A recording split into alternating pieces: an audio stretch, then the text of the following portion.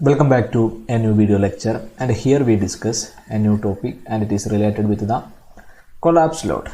Okay, so actually what is the term collapse load?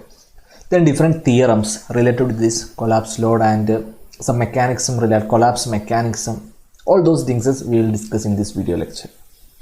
So actually in the case of elastic analysis, you know that the bending moment you can calculate using this equation. So the bending moment can be calculated using this stress value, then here section modulus value. So if you know these values, you can easily calculate the bending moment values in the case of elastic analysis. And when coming to the plastic analysis, that is MP equal to Fy Zp. So if you apply these equations in the case of plastic analysis, you can calculate the plastic moment actually. Okay, the plastic moment you can calculate using this MP equal to Fy Zp values. Then if plastic moment is occurring, there will be plastic hinge also occurs. Okay, plastic hinge also occurs. So let us consider a simply supported beam. Okay, RARB is acting and a load is also applied over here. A load W is applied over here. And if you observe that in this case, and if the load value it is going to be increased, and at some point the deformation is still increasing actually. The deformation is still increasing. And at some stages there will be a plastic hinge will be occurring. Okay, some plastic hinge is observed. Okay. So at that stage, what about the load or such or this plastic analysis or plastic hinge is developed, and the particular load at that point it is called the collapse load. Okay, that value it is called the collapse load. Or you can calculate this collapse load by this way, that is working load. Working load equals collapse load, that is WC by load factor. So that's the case. Working load divided equal to this WC represents this collapse load, then divided by load factor. Actually in the case of elastic analysis we uses this factor of safety and the design of load like terms. So in the case of plastic analysis we use these terms to calculate or for the analysis. Okay, that's the case. Then one more thing you have to note down, that is if to find out this or to this collapse load to be occur, the structure to be in unstable condition. So what about this unstable structure means what? So if you observe the simply supported beam RARB is acting here, reactions RARB is acting here, and a load W is acting here. Then if you observe number of equilibrium equations, what about the number of equilibrium equations? In this case it is going to be, there will be moment sigma m equal to 0, then sigma y f equal to 0 force. So number of equilibrium equation is going to be 2 and number of reactions is also going to be 2. So both the values are same. So if a structure to be unstable, what about the condition? If a structure to be unstable, the condition to be number of equilibrium equation greater than number of reaction. So that's the condition. So in this case, whether this condition is satisfied, this case number of equilibrium equations is going to be 2 and a number of reactions is also going to be 2. So if we apply hinge over this particular point, okay, if we apply hinge over this particular point, then what is going to be an equilibrium equation also going to be happen. Okay, if this point is going to be C, so sigma mc equal to 0. So number of equilibrium equations is 3, which is going to be greater than 2. So this type of structure it is going to be unstable structure, and here this collapse mechanism will occur. That's the condition.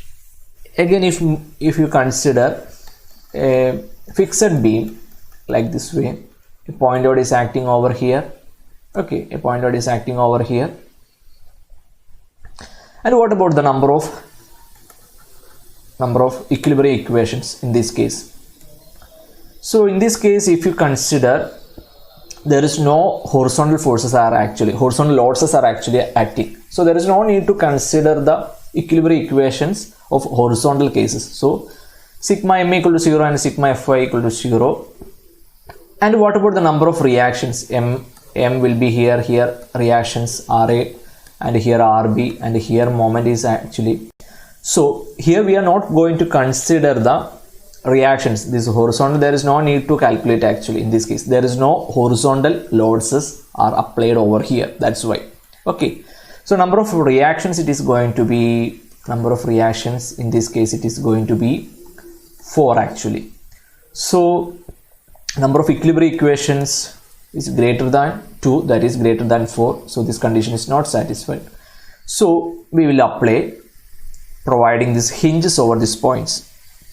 So what about the equilibrium equations? 4, and here also the condition is not satisfied. So we apply the hinge over this particular load point. Okay, then the condition is satisfied, that is 5 greater than 4.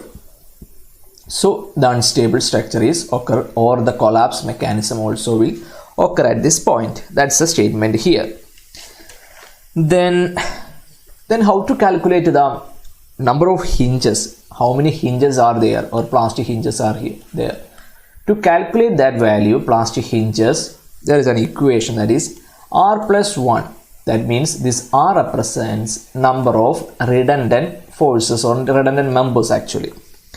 So how to calculate the redundant members in this case? That is number of equilibrium equations, number of reactions actually in this case it is going to be 4. The number of equilibrium equations is 2. So number of redundant members, it is going to be 2. So 2 plus 1, it is going to be 3. So the number of plastic hinges in this case, it is going to be 3. So that's the condition to apply or to calculate this plastic hinges. Okay, and now we move on to the next topic, that is related to the different theorems related with this collapse load. So here we can observe static theorem, kinematic theorem, and uniqueness theorem. So here if you go through this static theorem, here you can observe that it states that for a given structure and loading, if there exists any distribution of bending moment throughout the structure which is both safe and statically admissible with a set of loads W, the value of W is less than or equal to the collapse load. So that's the condition. So the load which you are applying over a simply support, let us take an example, that is a simply supported beam is provided here, a capital W is applied over here, and you can observe that a bending moment in this way, and this magnitude is, let us assume, capital M. So the value of M is less than going to this plastic moment actually in this case. So here you can observe that statically admissible means the bending moment diagram satisfy the static equilibrium condition, that is this equilibrium equation. Okay, if this condition is satisfied, and also the safe means at no point bending moment is more than, so that is this statement. So if this condition, that is W is less than the collapse load. Collapse load means the last stage, the failure stage actually, this collapse load. Okay, so this applied load is with the magnitude is less than this WC value. So that's a condition actually. And you can also call this lower bound theorem. This static theorem is also mentioned as lower bound theorem. Why it is called this lower bound theorem? Because of this condition actually, this W value is less than this WC. Actually the applied load value magnitude is very much less than or equal to this WC. So that's the reason why it is called the static theorem, and also this lower bound theorem also. And coming to this kinematic theorem, you can observe that for a given structure subject to a set of loads W, the value of W found to be correspond to any assumed mechanism must be greater than or equal to this collapse load. That is W greater than this WC. So it is in the case of mechanism. Okay, so some collapse mechanism is going to happen over in the kinematic theorem. So that's a case actually observed in the kinematic theorem, and the value of W is going to be greater than or equal to this collapse load. That's why it is called this upper bound theorem. Okay, so these conditions you have to study very well. What about the static theorem? W less than or equal to WC. Actually this value is very less than this WC, and in this case this applied load value is going to be greater than this WC value and some collapse mechanism also you can apply over this kinematic theorem. And coming to the uniqueness theorem, if you observe the static and actually it is the combination of this static and kinematic theorem. So actually in the static theorem you can observe W is less than or equal to WC, and in this case W is greater than or equal to WC, and from this you can observe that finally it is going to W equal to WC. And if you observe that this M equal to MP, so actually this is the condition is going to happen over this uniqueness theorem. And if you go through this statement, if for a given structure and loading at least one safe and statically admissible bending moment distribution can be found, and in this distribution the bending moment is equal to the M equal to MP at enough cross section to cause failure of the structure due to unlimited rotations at plastic hinges, and the corresponding load will be equal to the collapse load. So actually this is the statement. So whenever the condition occurs, the bending moment value is going to be equal to the plastic moment value, then there will be this plastic hinges will be occurring, and which leads to the collapse mechanism or collapse load actually. So that's a statement regarding with this uniqueness theorem. So actually this is a combination of this static and kinematic theorem. So here you can observe the statement, static and kinematic theorems can be combined to form a theorem which gives unique value to form collapse load. This theorem is uniqueness theorem. So actually that's the statement. Okay, and you can observe that different methods of plastic analysis, that is first method is static method and kinematic method. So that we will discuss right now. Now we move on to some of the examples related with this static method. So let us consider a simply supported beam. Okay, RA is acting here, RA and RB is acting here, a load W is acting here. So that's the case. So you know that the value of this collapse mechanism is going to occur actually if a hinge is occurring here, or if you provide a hinge, then only this collapse mechanism is going to happen. So the value it is going to be, if you observe this bending moment diagram, the magnitude actually it is going to be WL by 4, isn't it? And this value it is going to be MP, okay, when it reaches this plastic moment and the plastic hinge is formed. And you can directly equate that the MP is going to be, so if it reaches this plastic moment or plastic hinge is going to occurring, this collapse load mechanism or collapse load is going to happen. And you can write down in this way, that is WC equal to 4MP by L. So that's the statement. Okay, very simple for regarding the static methods. And let us take another example. A fixed beam is observed, okay, and a load W is provided here at center actually. Okay, at the center if a W load is provided, and if in this case also three hinges are actually needed to occur the collapse mechanism. And first of all you have to know, you need to draw the bending moment diagram using the fixed end conditions. So in this case it is going to be in this way, the value it is going to be a rectangle shape. And after that you have to consider the simply supported end. So in the simply supported end it is going to be in this way, isn't it? So if you consider this value it is going to be MP, plastic moment value. This value is also going to be MP value, isn't it? This value is also going to be MP value. So you can write down in this way, that is, and this magnitude it is going to be WL by 4, isn't it? WL by 4. So you can write down MP plus MP equal to WL by 4, and you can write down 2MP equals WC by 4, and you can write down WC equal to 8MP by L. So that's a statement regarding this fixed beam conditions. So actually in this case, in the case of this fixed beam, you can observe that, so in the case, let us take one more time. So if you observe, the fixed beam is here in this way, and the load is applied over here, and you know that the plastic hinges to be, already we mentioned that in the plastic hinges, in this case it is going to be 3. Why? The redundant member is going to be 2 plus 1 is going to be 3. And you know that if you consider this fixed beam alone, then the magnitude it is going to be, okay, the magnitude it is going to be, and if load is also applied over here, okay, and if you observe here, the value it is going to be in a rectangle shape, isn't it? If a point load is acting over a fixed end beams, what about the magnitude? Okay, so that's the same condition here also applying, and you know that, let us take that value, it is going to be MP, and we are going to consider the actually superimposing principle we are going to apply.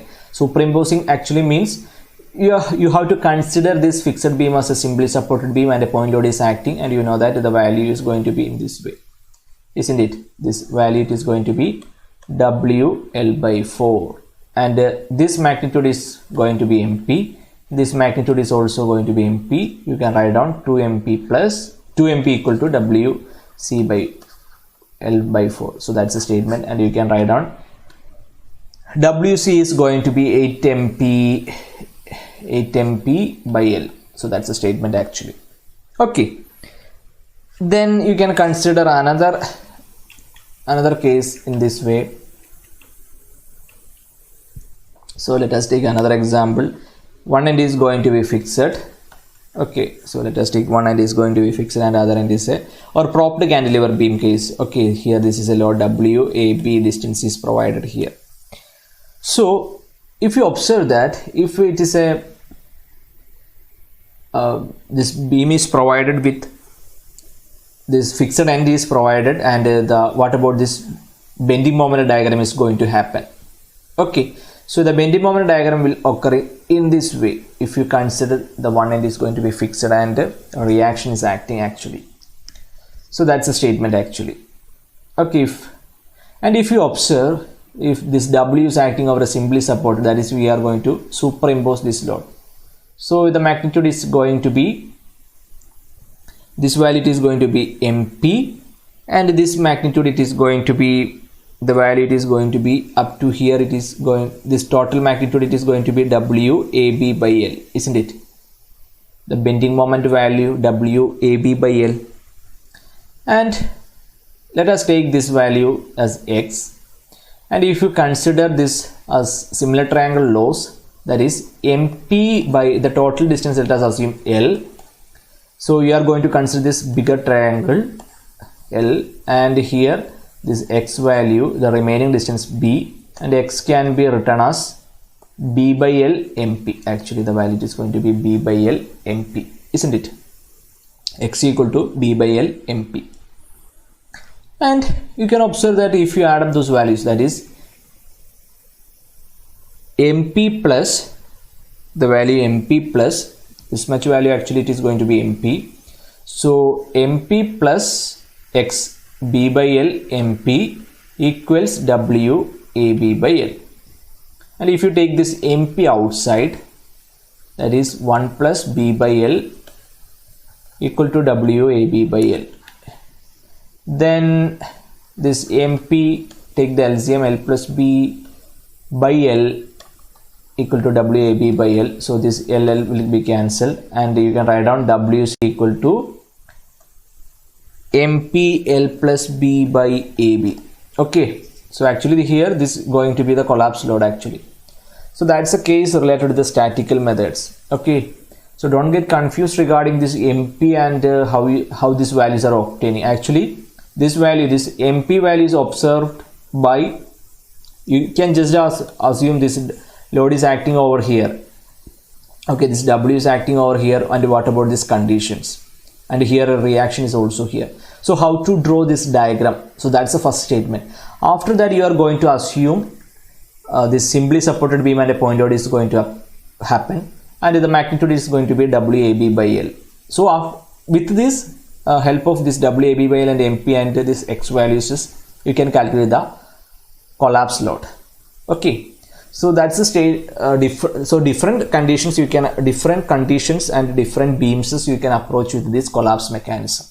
Okay, so the kinematic methods and etc. we will discuss in the next lecture. So with this wind up today's section. Thank you very much.